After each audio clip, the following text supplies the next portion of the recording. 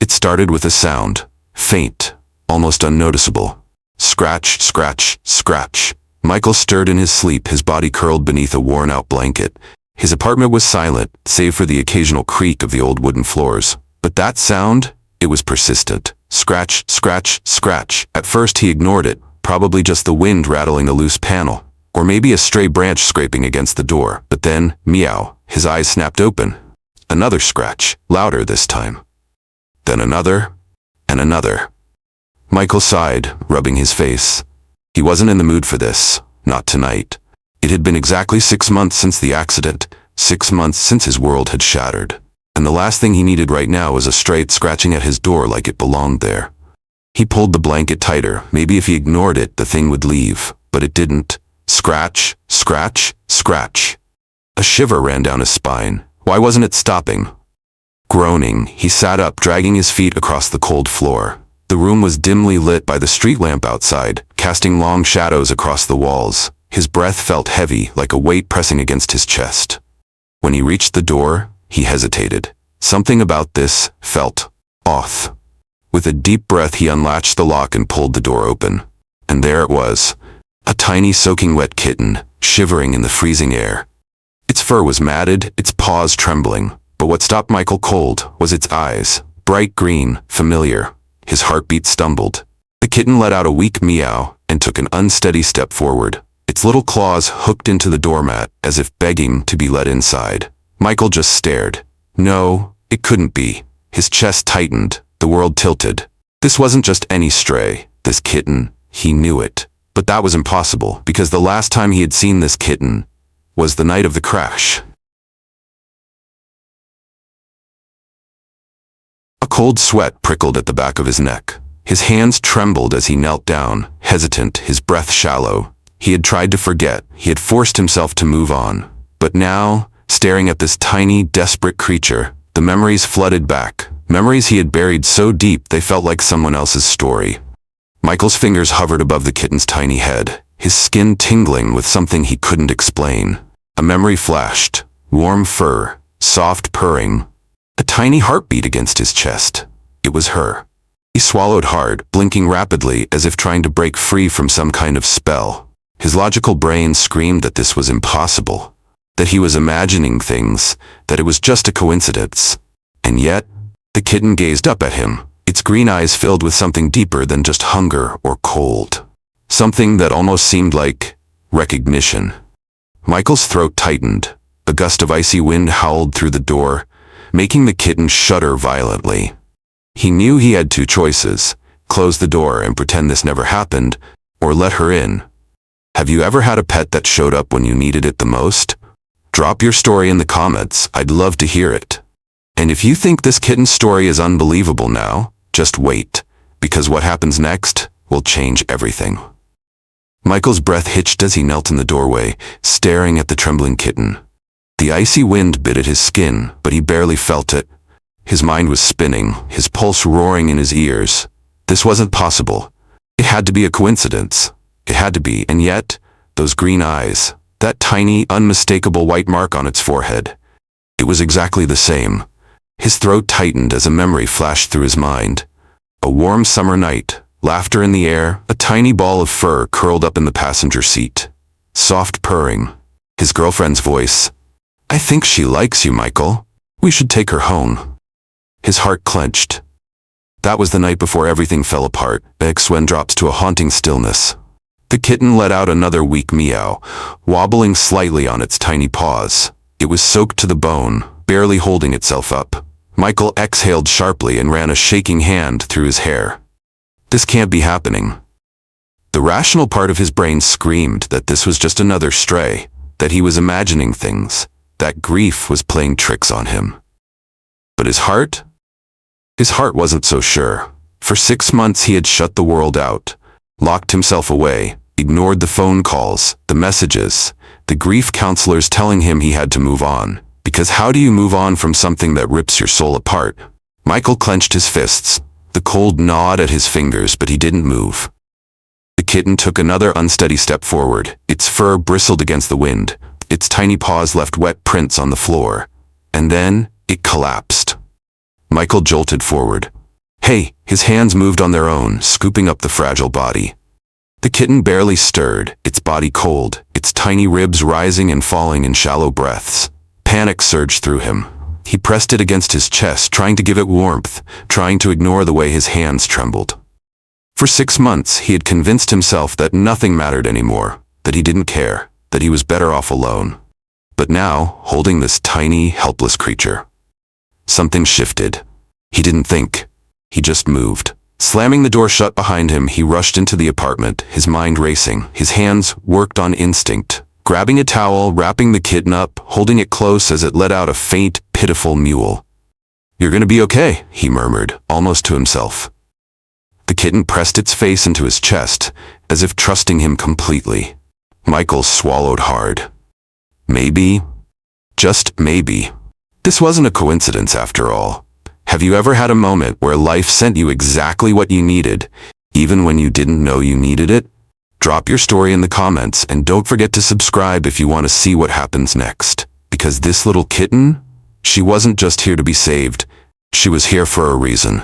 Michael sat frozen on the couch, the tiny kitten still wrapped in a towel against his chest. Its frail body shivered despite the warmth of his embrace, and its breathing was shallow, uneven. His grip tightened protectively, his pulse racing. "Come on, little one. Stay with me." The apartment was eerily silent, except for the faint hum of the heater struggling against the winter chill. Outside, the wind howled through the streets, rattling the windows. But Michael was lost in a storm of his own. His mind kept pulling him back to that moment 6 months ago. The warm flicker of candlelight, the soft rustling of blankets. The kitten curled between them, its tiny paws tucked under its chin. "We should name her," his girlfriend had said, eyes shining. Michael had chuckled, running a gentle finger along the kitten's fur. "How about Clover?" "Clover?" She had tilted her head, thoughtful. "Yeah, like a 4-leaf clover, little sign of luck." Michael inhaled sharply, his jaw clenched as his fingers curled into the towel. That night had been perfect, but just days later, it was over. A drunk driver, a single moment of impact. And just like that, his entire world shattered. Clover was in the car that night too. The wreck had left no survivors, or at least, that's what they had told him.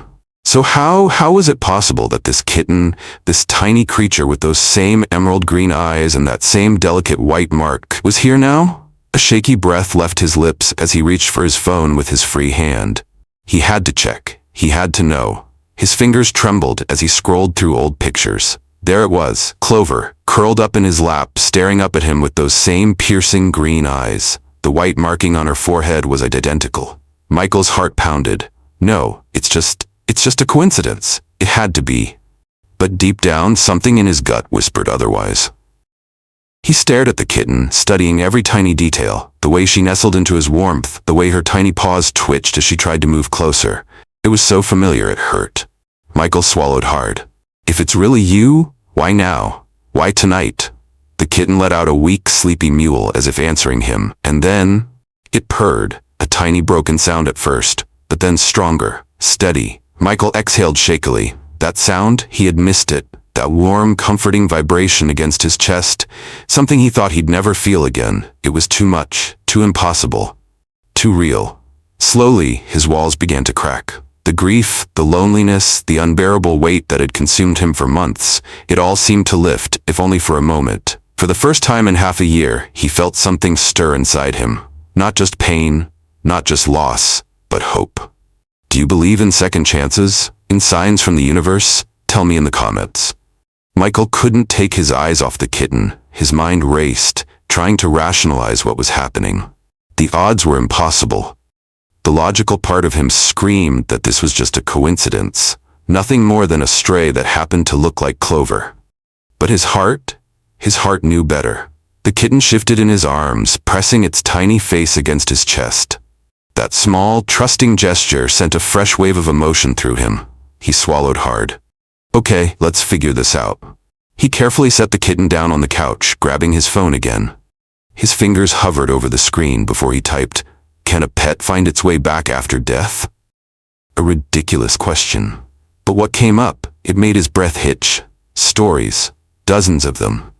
Cats disappearing for months, even years, only to return when their owners needed them the most. Some swore their pets came back to them in unexplainable ways. Michael's skin prickled. Could this really be happening? A sudden knock at the door made him jump. He wasn't expecting anyone. His heart pounded as he crossed the room and cautiously peeked through the peephole. It was her, Mrs. Lane, the old woman from the building across the street. She stood there in her thick winter coat, hands buried in her pockets, her eyes filled with something he couldn't quite place. Concern? Curiosity?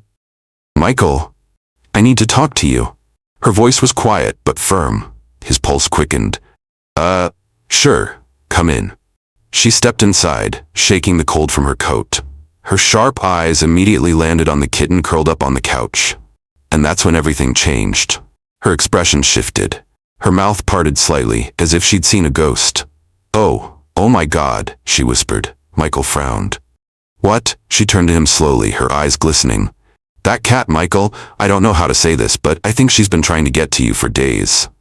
His breath hitched. "What do you mean?" Mrs. Lane hesitated. Then, with a deep breath, she spoke. "3 nights ago, I heard scratching outside my window. When I looked out, I saw this tiny cat, shivering, weak. I tried to bring her inside, but she ran off." Michael's chest tightened. "The next night, I saw her again, this time at the front door of the building. She wasn't just wandering, Michael. She was looking for someone." His hands clenched at his sides. His mind reeled. "And tonight?"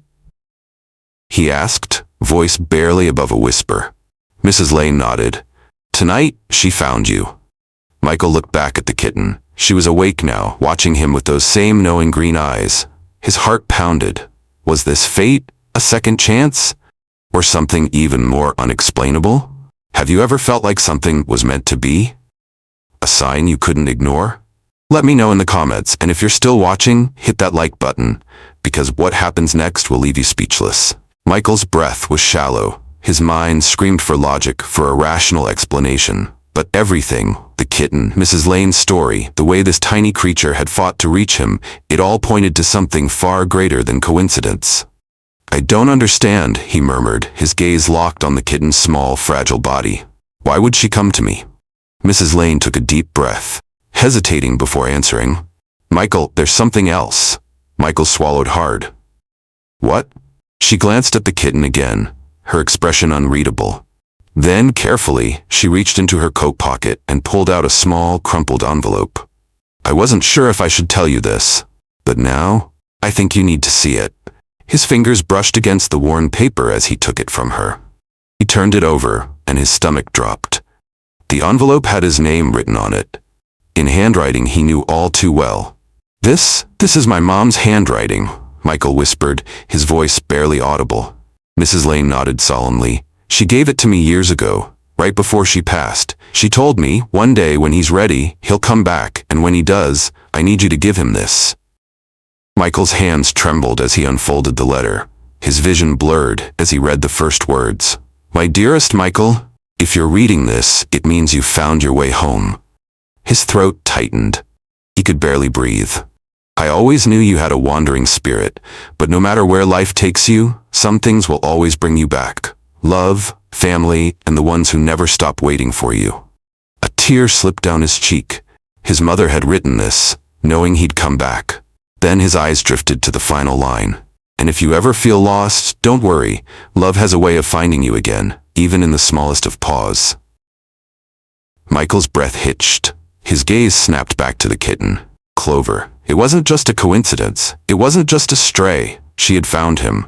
Somehow, in some unexplainable way, Clover had come back. Michael let out a shaky laugh, scooping the tiny kitten into his arms. She purred, pressing her head into his chest just like she used to. "I'm home," he whispered.